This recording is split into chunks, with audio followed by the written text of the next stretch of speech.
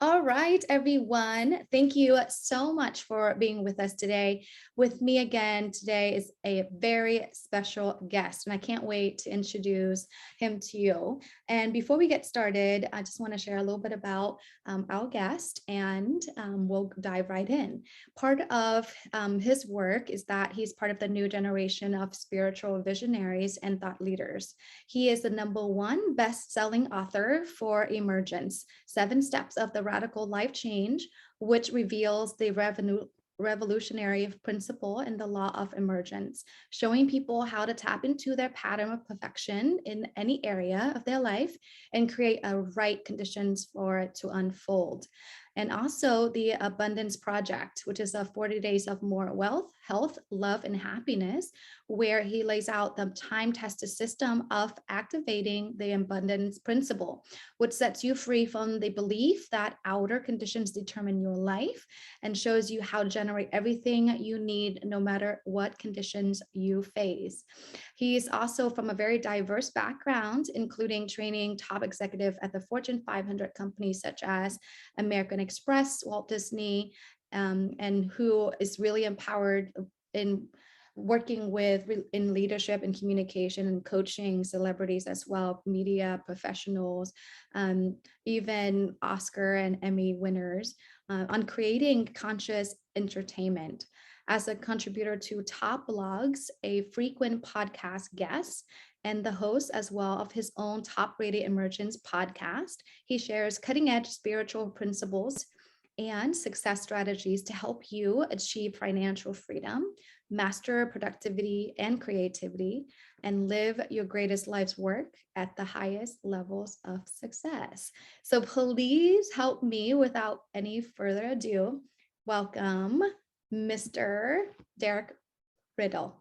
It's Welcome to the show, Rydall, Derek. actually, but unfortunately, we're out of time now because that resume was too long. So You are great. I feel like it's too short for what you have been doing your whole entire life, for the contribution, everything that you've been up to. So could we, if you don't mind, dive right in? Yeah. Yeah, well, I've certainly been up to something. My life, it's hard. I've been on many journeys. So, what to you feels like the most relevant thing to start in terms of what brought me here? Is that what you're interested in knowing? Yes, absolutely. So please, like what is your story and what inspired you to embark on this path and continue to work towards where you are today? Yeah, absolutely. I think, like so many people, I struggled for many years to heal myself and, get over my childhood and improve my life and figure out a way to do what I love and make a living doing what I love and all of that. And my experience was that the more struggling and efforting or attracting or whatever I tried to do, the more stressed out and frustrated I became. And in my particular instance, it drove me ultimately to become addicted to drugs and alcohol. It drove me to almost die of an overdose. It drove me almost to die a second time. So it took me nearly dying twice to finally get cracked open, I guess, my skull. My brother always said I had a big head, and I guess it was a pretty thick one too. But in my experience of this final, like a cracking open moment, what I saw was that I was nearly drowned in this moment, actually. And I had this vision, this flash of light. And I saw that this guy that I was trying to fix and improve and make him good enough and worthy enough, that he was a fiction of my imagination. He was a combination of parental fantasy, of social pressures, peer pressures, societal conditioning, all the ideas of what I should be or what I have to be or what I can't be. And there was nothing that I would ever do that would make him enough. But simultaneously, I saw that there was another self there. And this self had never been damaged. And so he didn't need to be fixed or healed. And this self was already complete. And so it couldn't actually be improved upon. You could call this a mystical experience, a moment of awakening, the veil parted. And it was just a split second. But it shifted me so radically that I ended up pulling out of society basically and tried to become a monk. And the monk life wasn't quite right for me either. I tried to do it, and I was fasting and silent in a monastery for about a week until I started to go crazy and broke into the monk's kitchen and stole food out of their refrigerator. And so it was not a good experience as a monk, but I realized that I wasn't meant to be out of the world. I was meant to be in the world, like I know people watching here are, but to do it in a different way. And I saw that this realization that I had was that most of our efforts to improve our lives and struggle and all that are actually a lot of the resistance to the life that's actually already in us, that's trying to emerge. And that's what I talk about in the book Emergence. And I saw that just like the oak tree is already in the acorn, or the apple tree is already in the apple seed, or the rose bush is already in the rose seed, the apple seed or the rose seed doesn't go out and achieve success or try to make its life happen or attract roses to it or even deserve or earn it. What happens is when the conditions are congruent with what's already in the seed, it naturally unfolds. And I saw that the same thing is true with us, that we already have a divine purpose, a destiny, a potential, and that seed of our being already has everything it needs. Just like a great seed of an idea has everything it needs if you unpack it. And instead of us running around and trying to do too many things or trying to be what everybody else thinks we should be or trying to not rock the boat or all the ways we try to navigate and cope, we have to have the courage to know what we really are made of and what we're really made for, and have the courage to be in integrity with ourselves, to honor our deepest truth, to honor our greatest desires, and to create the conditions in our life, inside and out, that are congruent with who we really are. And my experience is if you do that, no matter what the outer conditions are, no matter what the economy is, no matter what your bank account currently is, no matter what your husband or wife or whoever it says you should or shouldn't, or your parents or whatever, wherever you've come from, what side of the tracks you were born on, if you are willing to know what you're really made of and made for and be true to yourself, love, honor, value, and respect whether you believe in God or life, whatever has planted that destiny in you, if you respect that and you honor that and you are true to that, and you create a life that is honoring and true to that, it will blossom, you will flower, and you will flourish. And that's really the message I want people to understand, because we're going through some interesting times right now. Yes, we are. And they're going to continue to be interesting. And there can be struggles, there can be physical challenges, there can be economic challenges. But when you understand the principle that everything you need is already right here within you, and it just needs you to honor it fully. Life is already on your side. You just need to get on your own side fully. And then it starts to unfold. And we can certainly unpack that more in this call today. Yes, absolutely. Let's do that. So where do we begin? Right. It's always the biggest question is yes. I know for myself, and I can speak for myself for sure too. And literally, I just got off another interview like this with another speaker. We're talking about being in alignment, and you said that multiple times now with who we are and being in integrity of that. So because of the environment we are in, because of the social pressure and what we're supposed to be doing, it's all conditional. How do we begin to start that process of getting clear on who we are and what to start?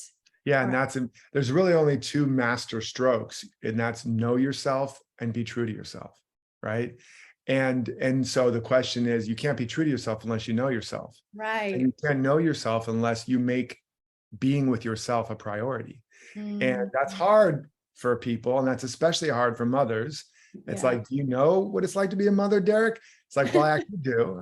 I had one and I had kids, but I also understand there's a lot of pressures to be a super mom or to be a super woman. And there's also a lot of baggage around that you should be selfless, that it should be about everybody else, that it's somehow wrong to be selfish, that it's wrong to take time for you, God forbid.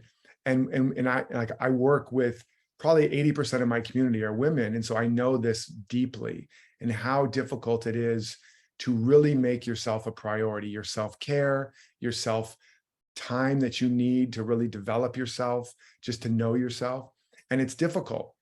And women are more naturally inclined. Men can be too if they have more of the feminine. It's really the feminine more than it is women. The feminine principle is very much about unity, about service, about taking care of. And that's a beautiful, beautiful thing. And yet you have to integrate the masculine. You have to have structure. You have to have space. You have to be able to create the space that holds you. So that's the first thing. And some women are, and unfortunately it's hard to find the men that are strong enough to hold the feminine. And so the feminine can relax into her feminine. And if you don't have that, you can still cultivate that in your own life and develop the masculine, which just means structure and order and support. So that what can you create in your life if you don't have that? And if you have a man or a woman in your life, whatever the gender is, you still need that polarity. You need the structure that holds you, that supports you, that allows you to let go and allows you to go within more deeply, or to have self-care and to really nurture the source from which everything in your life is going to come. And it's not out there. It's not in anybody else. It's in you. But you have to create the space to nurture that. So that's the first thing. And be honest and understand that a lot of what's driving people and what might be driving you that are watching right now is unconscious patterns that you learned early on and that society has put on you. It's not your fault. You didn't cause them.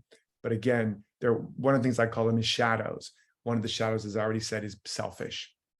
And you have to be willing to embrace selfishness, the divine selfish. Just like, another way to think of it is if you breathed out all day, you would die, right? That's being generous. That's being selfless. I don't want to take any air from anybody. Let me just breathe out all day. And you would not survive. Likewise, if you breathe in all day, if you're holding everything too close, you also won't survive. You need a circuit. You need both polarities. You need to be giving and you need to be willing to receive. You need to be selfless and you need to be selfish. So that's one thing I would say is look at your life and see, is there a balance? Are you breathing in and out? Are you filling yourself up and then circulating it to the world? Or is it all just giving, whether it's your time, your talent, your treasure, your energy? That's one of the most important things. And it will be difficult if it's not something you've done. So I would say that's the first step. Know what's driving you. Know what you're afraid. Ask yourself, what am I afraid is going to happen if I really make myself number one? And let me just also tell you something. And if you're married, I was going to write a book called How to Raise Your Marriage After Birth. And you could say the same thing, how to raise yourself after birth. Because what happens is the child takes center stage, as it should from an evolutionary and biological standpoint. But just remember, if you're not in the best version of yourself, you can't love and serve and support that child or that relationship at the highest, and ultimately your clients and your business. Right. And I know we know the one about when the oxygen mask falls, you put on, but I really want you to understand that's true. Yes. And it's true in every area. The child joins you. And if you don't make your relationship primary and your relationship with yourself primary, you don't have the capacity, you won't activate the potential to serve and love that child or your clients to the level that you can. In fact, you'll start pulling energy from the cells of your body. You don't want to do that. And you'll start pulling energy from other life structures like your finances, and you'll watch your wealth go down. So you have to feed and fuel and love and fill up. You are the guardian of your flame. You are the gardener of your seed of life. You have to make it number one, and everything will flourish and unfold. And on the more practical level, what are you modeling to your child? If you keep sacrificing, or if you don't make yourself number one, or if you don't model what it looks like to be a strong, healthy, sovereign woman with agency and confidence, who has therefore so much more to give away. One final thing, and then I'll turn it over to you. When we're growing, especially if you have this challenge of not making yourself number one, you tend to give away your roots instead of your fruits. And if you give away of the roots of you, the time, the treasure, the energy that belongs to you, that's to nourish the seed of your being, if you give away of the roots, you don't bear rich fruits. And then you end up having less for yourself and everybody, as I already said. But if you nourish the roots, even when it's hard, even when it's scary, even when people may try to manipulate you into making it about them, clients included, if you make it about serving and fueling and feeding those roots so that you grow a healthy tree of life and you blossom richly, then you can give away of all the fruits. Because the fruits, a tree doesn't need the fruit. All the fruit on a tree has no value to the tree. It has to give away the fruit. So you'll have more than enough to give away, more than enough to spare and share when you feed and nurture the roots of your life first and foremost. That's the most beautiful way to describe how you can take care of yourself and get in alignment with yourself that I've ever heard. In your analogy with the tree and the fruits and bearing the fruits, it's so beautiful. And especially for our audience, for sure. I'm one of them. It's like, I'm a mom in business. Of course, I'm striving to grow and scale the business. It's so interesting that all the messages that we're really meant to hear, especially your audience who are listening, if you're hearing this message, is because you really are meant to hear it. I mean, especially for me right now, we're in the stage of business where we're going really fast, growing really fast, and expanding the team. But I was literally sharing with my accountability group that as much as I'm going really fast, doing a lot, I'm actually need to really scale down my schedule in the next quarter and work even less. And I mean half of the time, because the demands of my family and everything else in my personal life, it's really calling as well. And so I love your message, your loving, like the loving way of sharing it, but it's like, it's not it's very urgent that we take care of it, because then it bleeds into other areas of our life, and especially when it comes to our community and our clients and etc. Because otherwise we can't serve. So thank you so much for that. I also want to, you're welcome. And I want to also say there's a couple of things that are coming through really strongly right now. And the world has had more than enough of ambition and of the masculine energy of conquering and achieving and gathering more. There is a disease of more. Now, it's not wrong to want to express your full potential. It's not wrong to want to have a beautiful, abundant life. Let me be very clear. It's not only not wrong, it's truly your destiny. Look at nature. There's not just enough leaves on the trees and just enough stars in the sky and just enough grains. Oh, let's just have just a few grains of sand. No, it's abundant. It's like, holy moly, life is just abundant, right? So I want to be very clear. Your destiny and your birthright is abundance. But what I see happening is what's needed now and what's actually happening now is the rise of feminine power. And the feminine leadership and feminine power is not the same as masculine leadership and masculine power. I know, it's like, I know who I'm talking to. It's a different kind of power, right? A mother doesn't get pregnant and gestate a baby and give birth by, let's go out and make this baby happen, guys, come on, it doesn't work that way. It's a receptive quality. It's a nourishing and a nurturing sense of leadership. It's, I know what my child needs. It's, I know I need to feed this thing that's growing in me. I need to create the space that welcomes it. Don't make it happen, make it welcome. You can't make a baby happen so much as you can make it welcome. And the chicken sits on the egg, doesn't go out there and let's get some eggs, guys. It's like it rests, it creates the nest, it creates space. It seems inactive, but Mhm. it's the most powerful action in the universe. It creates the space and it feeds that seed. And lo and behold, while everybody else is running around trying to make stuff happen, life, the greatest thing, happens right there where that woman is. And I just want to remind the women that is a lot of temptation Mhm. to keep up with the Joneses and to make it in a man's world and all the stuff online. That's a lot of pressure and a lot of temptation. We see young girls with all kinds of eating disorders and all kinds of Yes. challenges and all these things because they're looking at Instagram famous and Instagram beauty and Instagram success, and they think they're failing. And so I Mhm. really want to encourage people to understand most of what the world is telling you is a lie. Most of what the world is telling you you have to be, do, achieve, or have in order to be successful, happy, worthy, lovable, and in love is false. It's all a core wound of a sense of separation from who we really are. And here's the truth.